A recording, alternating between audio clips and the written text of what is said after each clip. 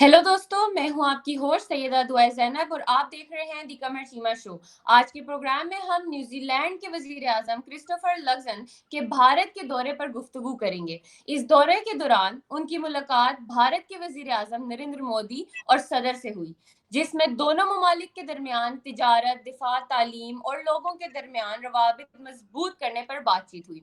इसके अलावा अगर हम देखें तो इस दौरे के दौरान दोनों मुल्क ने comprehensive and mutually beneficial free trade agreement पर मुज़ाकरात का आगाज भी किया। और हमने देखा कि लक्सन साहिब ने राइजीना डायलॉग 2025 में भी चीफ गेस्ट और की नोट स्पीकर के तौर पर शिरकत कर रहे हैं। तो इसके बारे में हम तफसील से बात करेंगे डॉक्टर कमर चीमा साहब से। तो जी डॉक्टर साहब, आपने देखा कि न्यूजीलैंड के जो वजीर आजम हैं वो भारत आए हुए हैं और दोनों ने काफ़ी चीज़ों पर बातचीत की। तो भारत और न्यूजीलैंड के दरमियान जो तिजारती और दिफाई रवाबित के फ़रोग का आप क्या देखते हैं, पाकिस्तान पर या साउथ एशिया की सियासत पर क्या असर होगा? और इनका आना और मतलब किस वजह से आए हैं, क्या क्या उनके जो वो बात करेंगे, जो वो ट्रेड साइन कर रहे हैं, सारी चीज़ों के बारे में क्या आप हमें बता सकते हैं? जी, बहुत शुक्रिया। देखिए, सबसे पहले तो वो एक बड़ा उन्होंने उन्होंने न्यूज़ीलैंड के प्राइम मिनिस्टर ने एक जोक क्रैक किया कि उन्होंने कहा जी कि शुक्र है कि नरेंद्र मोदी ने जो अभी हाल ही में चैंपियंस ट्रॉफी जीती है न्यूज़ीलैंड से, उसकी कोई बात नहीं की। और न्यूज़ीलैंड जो है वो टेस्ट सीरीज जीतता रहा इंडिया में, मैंने उसकी बात नहीं की। वरना कोई डिप्लोमेटिक डिबैकल जो है वो हो जाता, तो उस पर सारे लोग बड़े हंस रहे थे। So that's how prime ministers even talk some time, lighter moments create करने के लिए। लेकिन इंपॉर्टेंट डिस्कशन ये है कि जो इन्होंने आके न्यूजीलैंड के प्राइम मिनिस्टर आए हैं, एक तो जारी बात है रेजीना डायलॉग, आपको पता है एक बड़ा प्रीमियर डायलॉग है इंडिया का। इसमें खिताब करना, इसमें आके जो अपना मौक़िफ़ देना, अहमियत देना, सेंटर स्टेज में लाके बिठाना। सो इसके बहुत सारे मीनिंग हैं, मैं आपको बात बताऊं। ये पहली बात तो ये है कि it's a message to Australia as well. इसको अगर देखें कि इंडिया कह रहा है कि हमारे पास और भी चॉइसेस हैं ऑस्ट्रेलियन कॉन्टिनेंट के अंदर, आप अकेले नहीं हैं। दूसरी एक बड़ी इंपॉर्टेंट डेवलपमेंट है कि न्यूजीलैंड ने कहा है कि हम भारत को न्यूक्लियर सप्लायर ग्रुप में चाहते हैं, और इसकी इंपॉर्टेंस के हवाले से बात की कि ये जो global nuclear disarmament and non proliferation regime है, इसकी भी अहमियत दी और कहा कि एनपीटी की अहमियत है, लेकिन इंडिया को वो चाहते हैं इस पूरे के पूरे सीन के अंदर। सो एनएसजी न्यूक्लियर सप्लाई ग्रुप में भारत का आना एक बड़ी इंपॉर्टेंट डेवलपमेंट है। लेकिन असल में तो ये आए हैं कि निगोशिएशन शुरू हुई हैं New Zealand India free trade agreement के हवाले से, और दूसरा मोबिलिटी ऑफ प्रोफेशनल्स के हवाले से, स्किल्ड वर्कर। जारी बात है सारी दुनिया कह रही है इंडिया से स्किल्ड वर्कर आकर ले लो। देखिए, इंडिया ने आपको पता है दुआ अपना एक सारे का सारा एक ऑरा इस तरह का डेवलप किया है कि फ्रांस भी मोबिलिटी ऑफ प्रोफेशनल्स पे काम करना चाहता है, अमेरिका भी काम करना चाहता है, बरतानिया भी काम करना चाहता है। इंडिया के अंदर वो कह रहे हैं जी कि ब्रेन ड्रेन हो जाएगा, लेकिन इंडिया को कोई परवाह नहीं है, क्योंकि इंडिया को पता है कि ये सारे के सारे लोग जो जाएंगे इमीडिएटली, इनको जाते ही तो रेजिडेंस या इनको वहां पे नहीं मिल जाएगी, तो कम से कम ये एक जनरेशन का प्रोसेस होता है। सो आज लोग जो बाहर यूरोपियन वेस्टर्न मुल्कों में जाएंगे, वहां पे जाके वो सारे के सारे जो रहेंगे, उससे मैं आपको बात बताऊं क्या होगा। उससे वो समझते हैं कि ये पैसे डॉलर इंडिया में ही आएंगे, सो बेहतर ही होगा। इसी तरह इंडिया न्यूजीलैंड ने न्यूजीलैंड ने ज्वाइन किया इंडो पैसिफिक ओशियंस इनिशिएटिव, इसके ऊपर मैं बाद में बात करूंगा। और फिर डिजास्टर रेजिलियंस के हवाले से भी बात दोनों मुल्कों ने की है। अगर आप देखें इनका ये जो बात करना इसके ऊपर जो न्यूक्लियर सप्लायर ग्रुप के ऊपर, ये मैं समझता हूँ बड़ी अहमियत का हामिल है। इंडिया को ग्लोबली एक्सेप्ट किया जा रहा है, इंडिया का जो न्यूक्लियर प्रोग्राम है उसको एक्सेप्ट किया जा रहा है, उसके ऊपर बात की जा रही है कि हाँ जी जनाब, ये अलाउ हम करते हैं, ये आ सकते हैं, ये ज़बरदस्त मुल्क है इंडिया। इंडिया को अब वेस्ट के अंदर किसी किस्म की कोई प्रॉब्लम जो है वो नज़र नहीं आती, और वेस्ट को इंडिया के अंदर कोई प्रॉब्लम नज़र नहीं आती। सो एक डेवलपिंग वर्ल्ड के अंदर, थर्ड वर्ल्ड के अंदर जिस तरह इंडिया ने अपने आप को वो जिसे कहते हैं ना एक बाहर लेके आया है, वो एक और चीज़। और आपको पता है, मैंने आपको कई दफ़ा कहा है, पाकिस्तान डेली बुनियादों पे कह रहा है जी हमें इंडिया हमसे हमले हो रहे हैं, इंडिया पे हमसे हमले हो रहे हैं, इंडिया ये कर रहा है, इंडिया वो कर रहा है, लेकिन इंडिया कोई मौका नहीं छोड़ता। अभी न्यूजीलैंड के प्राइम मिनिस्टर आए हुए हैं, तो वो क्या जिक्र कर रहे हैं? वो कह रहे हैं जी 26/11 में जो टेरर अटैक हुआ था, ठीक है जी, Yes. टेररिज्म के खिलाफ पाकिस्तान कहता है अफेक्टेड हम है, इंडिया कहता है जी तुम लोगों को क्या, हमने 26/11 को इतना कंसिस्टेंटली बात की है, क्योंकि पाकिस्तान की गवर्नमेंट डबल स्पीक करती है ना, वो किस तरह बातें अवाम के सामने कुछ और करते हैं, इंटरनेशनल कम्युनिटी के सामने और करते हैं, एविडेंस उस तरह लेके नहीं जाते, दुनिया परवाह नहीं करती आपकी बातों की, क्योंकि आप की वो जो अवाम है वो आपकी बातों पे ट्रस्ट ही नहीं करती।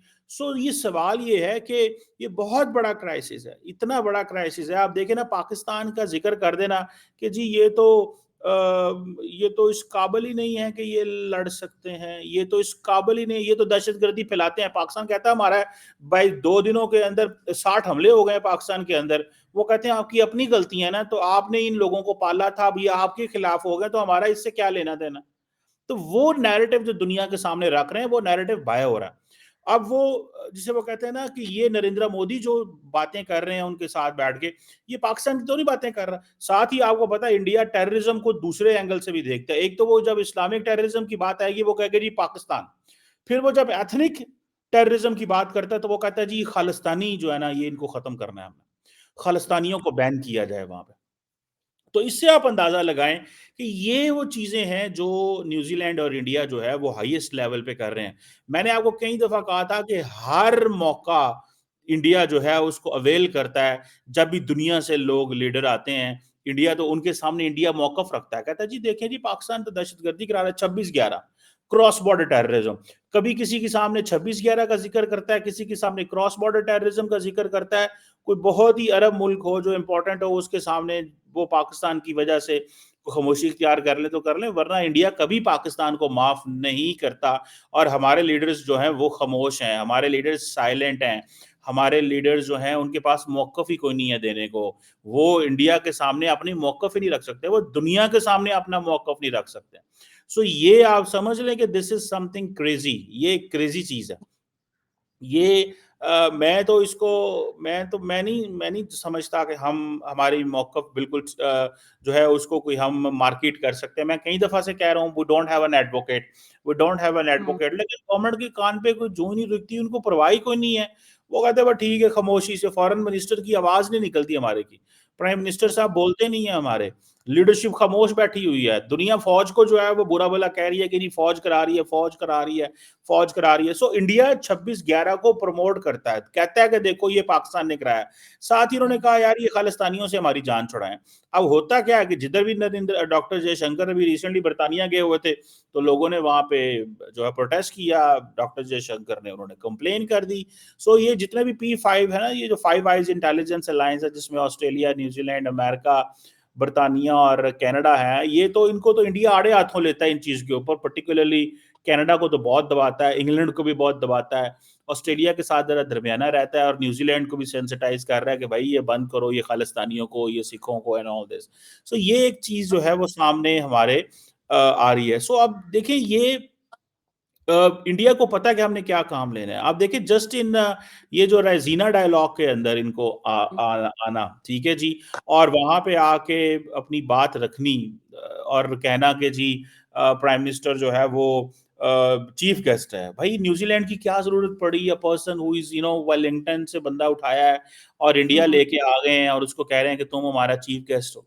भाई there is a yes. Messaging, ऐसे थोड़ा ही होता है, मैसेजिंग कर रहे हैं वो, मैसेजिंग कर रहे हैं दुनिया को कि हम लैटिन अमेरिका में भी हमारे ताल्लुकात हैं। समझ रहे हैं बात को? वो कह रहे हैं लैटिन अमेरिका में भी हमारे ताल्लुकात हैं। वो कहते हैं जनाब अफ्रीका में भी हमारे ताल्लुकात हैं। So India is a global power. So ये आप जेन में रखें, इंडिया ग्लोबल पावर का सिग्नल दे रहा है, ठीक है ना जी।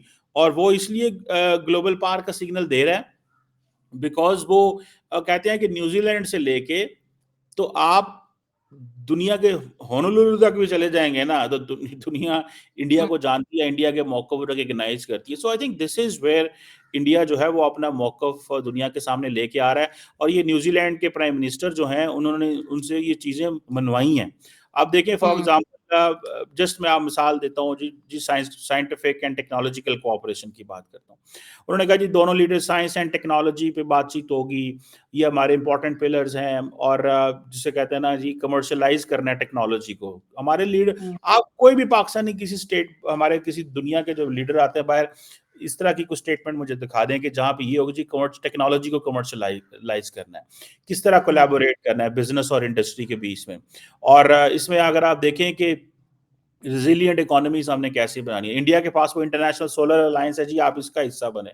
सो इंडिया ने जी वो इंडिया फिर उसको भी कह रहा है कि इंडिया न्यूजीलैंड को ये कह रहा है कि coalition for disaster resilient infrastructure, क्योंकि इन इलाकों में तूफान वगैरह, समंदर हैं और इस तरह की चीजें हैं, तो वो इनका फायदा उठाएगा। वो कहता है कि इनको इस तरह के जो इनिशिएटिव इंडिया ने लिए हैं डिजास्टर के हवाले से, ह्यूमैनिटेरियन जो डिजास्टर्स होते हैं उनके हवाले से इंडिया इनको साथ में लाना चाहता है। फिर आपको पता है कि न्यूजीलैंड की बेस एक अंटार्कटिका में भी है, तो इंडिया समझता है कि ये हमारी एक्सेस है कि हम अगर उनको वहां से लेके आएंगे। सो ये आप समझ लें कि they have been doing a tremendous work. So उनकी आप वो देखिए जो जॉइंट स्टेटमेंट है 39 पैरा की जॉइंट स्टेटमेंट है, ठीक है जी। सो न्यूजीलैंड के वजीर आजम को एम नहीं उन्होंने बुलाया, उन्होंने पूरा जोर लगा के समझ के कि ये बंदा क्यों हमें चाहिए, ये बंदा यहाँ पे आके क्या करेगा, ये इससे हमें क्या फायदा होगा, और हमारा इससे लॉन्ग टर्म क्या रिलेशन बनेगा, ठीक है। और उसको फिर ये प्रॉपर जिसे कहते हैं ना ये ये रिसीव करना, वेलकम करना, I think this is something very extraordinary, frankly speaking. जी, सीमा साहब, हमने देखा कि उन्होंने काफ़ी उनको वार्म वेलकम किया, और हमने देखा कि जो न्यूज़ीलैंड प्राइम मिनिस्टर, उन्होंने वहाँ पे फूल चढ़ाए महात्मा गांधी की जो जगह।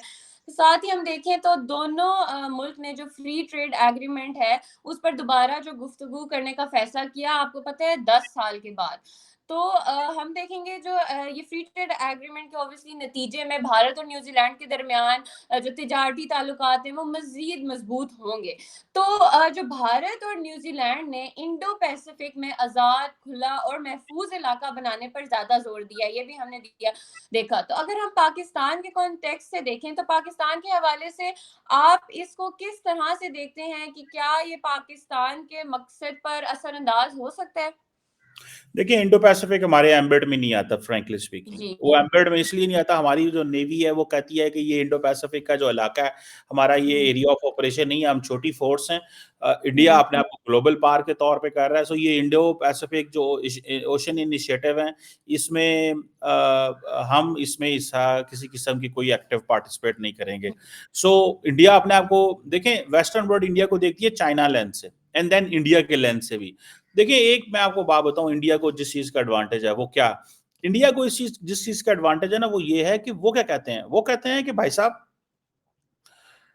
इंडिया जो है उसको जब दुनिया देखने आ रही है तो सिर्फ चाइनीज लेंस से नहीं देख रही आ रही, इंडिया के अंदर भी बहुत कुछ है, $4 ट्रिलियन की इकोनॉमी है। जब दुनिया पाकिस्तान को देखती थी अफगानिस्तान लेंस के से, तो हमें हमें नहीं वो किसी लेंस से देखते हैं, हमें वो एक अजीब लेंस से देखते हैं, ये भीख मांगने वाले लोग हैं। frankly speaking, this was, I sorry to say, I don't use such harsh words for हमारी गवर्नमेंट्स के लिए, लेकिन फिर दुनिया फिर यही कहते हैं, क्योंकि हमारे अपने लीडरान ही यही कहते हैं, हमारे अपने वज़ीर आज़म, आज के जो वज़ीर आज़म है वो यही कहते थे मैं कुछ कोल तोड़ दूंगा, मैं भीख नहीं मांगूंगा, मैं ये नहीं करूंगा, मैं मांगने नहीं आया, मजबूरी है। लोग इस तरह की बातें सुनते हैं, लोग मजाक उड़ाते हैं। सो इंडिया की तरफ जब दुनिया देखती है, ये न्यूजीलैंड जो इंडो पैसिफिक की आप बात कर रही हैं, वो उसको जब इंडियन लेंस से भी, चाइनीज लेंस से देखते हैं, साथ उसके इंडियन लेंस से भी देखते हैं कि इनके पास यार बहुत कुछ है, इनके साथ हम काम कर सकते हैं। जब हमारे साथ वो देखते हैं, दुनिया हमें देखती है, तो वो हमें देखती है अफगानिस्तान के लेंस से, और हमें जिस लेंस से देखा जाता है, न्यूक्लियर कंट्री, पॉलिटिकली यूनाइटेड नहीं है, लॉ एंड ऑर्डर के मसले हैं, सिक्योरिटी है, इकोनॉमी अच्छी नहीं है, बुरे हालात हैं, मतलब अफगानिस्तान की वजह से हमारा इनके साथ ताल्लुक है। तो जारी बात है, आप दोनों मुल्कों की लाइन लेंथ बहुत डिफरेंट है यार, दो मुल्कों को बहुत डिफरेंट देखा जा रहा है।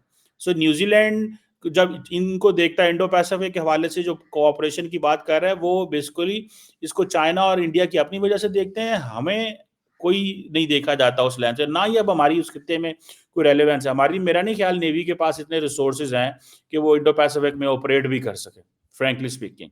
It's not possible to operate. देखिए न्यूजीलैंड में इंडो पैसिफिक में ऑपरेट करना is a lot of work. आपको बहुत सारी चीजें चाहिए उस चीज में, ठीक है, कि आपको पता है कि उसमें अगर आप वो कहेंगे भी कि जिसे वो कहते हैं ना, वो वो नहीं कहेंगे हम कहाँ जाके यार इंडो पैसिफिक में अपने नए जहाज भेजें, और फिर हमारे क्या मकसद है वहां पे, और हमें कौन सा चाइना कहता है, ठीक है।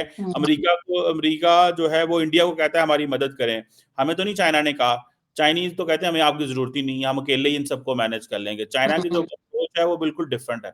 वो कहते हैं यार हम इन चीजों में आपके साथ नहीं पढ़ना चाहते, आप अपना काम करें, हमें अपना काम करें। हाँ, आप हमारे साथ ट्रेड कैसे बेहतर कर सकते हैं उसमें आ जाए, हम कोई ग्रुप नहीं बनाना चाहते। जैसे इंडिया क्वाड का हिस्सा है, चाइना ऐसा कोई ग्रुप फ्रेमवर्क नहीं बनाना चाहता। आई थिंक चाइना को पता है कि अगर मैंने ये कहा बनाया तो मुझे बहुत ज्यादा ब्लैकमेल करेंगे, बहुत सारे ये जो मेरे इत्तेहादी होंगे ब्लैकमेल करेंगे।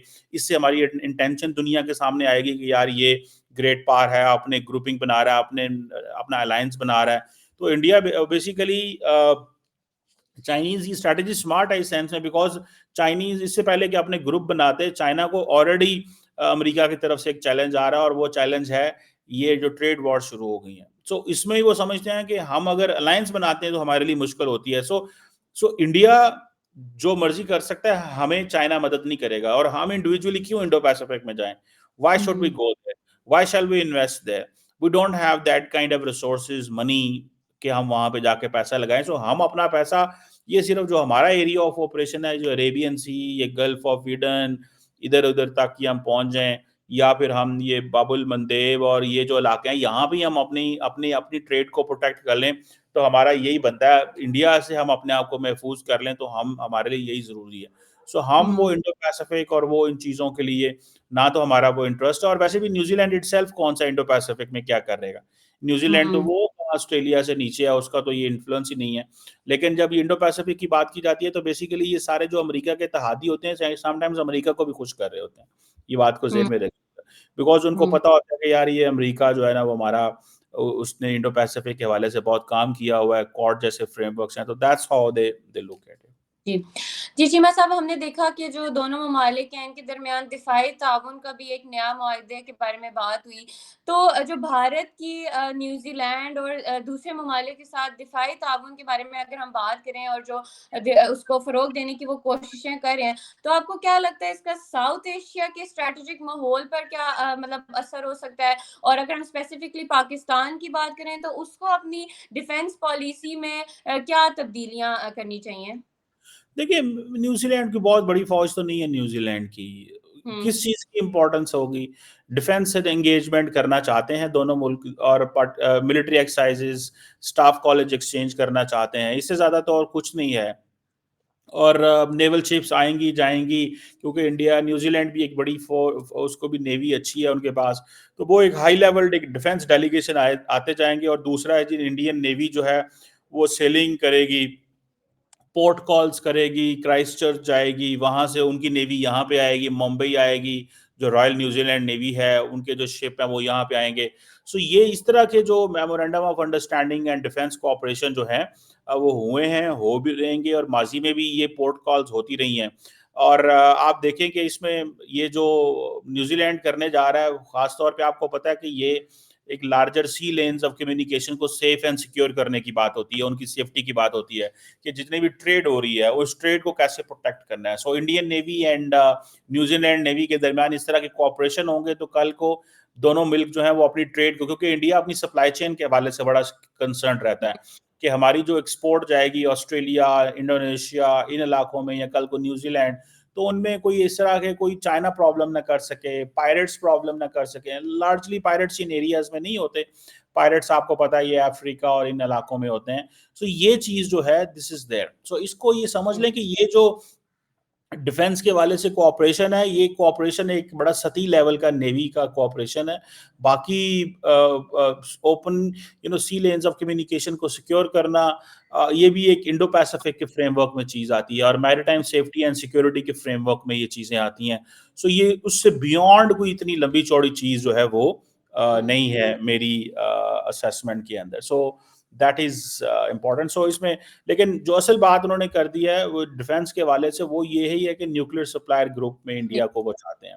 सो अगर जी। इंडिया न्यूक्लियर सप्लायर ग्रुप का मेंबर बनता है, जिसकी चाइना स्टिल मुखालफत कर रहा है, चाइना यस। स्टिल मुखालफत कर रहा है इंडिया के न्यूक्लियर सप्लाई ग्रुप की, तो इससे आपको पता चलेगा कि जिसे वो कहते हैं ना, आपको अंदाजा होगा कि क्या वो सोच रहे हैं। सो ये एक है कि क्या इंडिया का जो ये जो न्यूक्लियर सप्लाई ग्रुप में आने देते हैं या नहीं आने देते इंडिया को, और अगर आते हैं तो किस तरह आएंगे, तो दिस इज इम्पोर्टेंट। जी। चीमा साहब, आपसे एक आखिरी सवाल मैं करना चाहती हूँ, लाइक हमारे टॉपिक से थोड़ा सा हट के है, लेकिन ये है कि अगर हम देखें आजकल भारत जो है वो अपनी खारजा पॉलिसी में काफ़ी एक्टिव हमें नज़र आ रहा है। मुख्तलिफ ममालिक के साथ वो नए मुआहदे भी कर रहे हैं, नए आपको पता है एग्रीमेंट्स कर रहे हैं। तो आपके ख्याल में, आपने अभी चाइना की बात की, तो भारत की इन नई कोशिशों को चाइना किस नज़र से देख रहा है, और क्या ये चाइना के लिए किसी किस्म का कोई पॉसिबल चैलेंज हो सकता है? देखिए, चाइना जो है वो ज़ाहिर बात है, इसीलिए तो देखिए why I would say that in this India China conflict, और इंडिया चाइना का जो आपस में ये जो एक समझ लें एक एडवर्सियल रोल बने रिसेंटली कुछ अरसे में, व्हाई चाइनीज ब्लिंक्ड फर्स्ट, यही वजह ना कि चाइनीज नहीं चाहते कि इंडिया फुल अमेरिकन फोल्ड में चला जाए या वेस्टर्न फोल्ड में चला जाए, क्योंकि इंडिया, चाइना समझता है कि इंडिया हमारा दुश्मन बनने को तैयार नहीं है अभी, और वो बनना नहीं चाहता। तो हम क्यों चाइना को थोड़ा टफ टाइम दें? Basically I think Xi Jinping ने मिसरीड किया, जो उस वक्त लद्दाख में जो चेंजेस उन्होंने की मोदी साहब ने, या पाकिस्तान के हवाले से वो जो कॉन्स्टिट्यूशनल चेंजेस की, तो उन्होंने कुछ मिसरीड किया आई थिंक शी जिनपिंग ने, तो वो उन्होंने थोड़ा ऑफेंसिव हो गए इंडिया के ऊपर। तो बाद में इंडिया ने अपना सारा जो है वो अपना पोस्टर क्लियर किया कि हम क्या करना चाहते हैं और क्या नहीं करना चाहते। सो मेरा ख्याल है वहाँ से चाइनीज, फिर इंडिया का बिहेवियर भी, स्ट्रेटेजिक ऑटोनॉमी, मल्टी अलाइनमेंट, इस हालांकि अब तो इंडिया अलाइनमेंट की तरफ चल पड़ा हुआ है अमेरिका के साथ, लेकिन फिर भी इंडिया ने ऑन रशिया अपनी एक अलाइनमेंट, अपनी ऑटोनॉमी रखने की कोशिश की। तो ये चीज़ देखते हुए मेरा ख्याल है कि the Indians did decide and the Chinese did decide कि हमें कोऑपरेट करना चाहिए, कारोबार करना चाहिए, और इंडिया को दुश्मन नहीं बनाना चाहिए। फिर क्वाड का मिलिट्री कंपोनेंट नहीं बनना दिया इंडिया ने। So that is where this is significant चीज जी। जो है। जी, जीमा साहब, बहुत शुक्रिया। तो दोस्तों, आज हमने देखा कि न्यूज़ीलैंड के जो वज़ीर-ए-आज़म हैं, वो भारत के दौरे पर आए। उन्होंने काफ़ी एग्रीमेंट्स पर, फ्री ट्रेड एग्रीमेंट पर बात की। उन्होंने रेज़ीना डायलॉग में भी एज़ अ चीफ गेस्ट और कीनोट स्पीकर के तौर पर शिरकत की। हमने देखा कि उन्होंने तिजारत, दिफ़ा, तालीम, बहुत सी चीज़ों पर बात की, और इंडिया ऑब्वियसली इससे अपना फ़ायदा ज़रूर निकालेगा। उन्होंने इंडो पैसिफिक की भी बात की। तो देखते हैं कि फ्यूचर में इसका क्या होगा, इससे कैसे दोनों मुल्क आगे लेकर चलते हैं। तो फिर मिलेंगे आपसे एक नए टॉपिक के साथ नए एपिसोड में। Take care.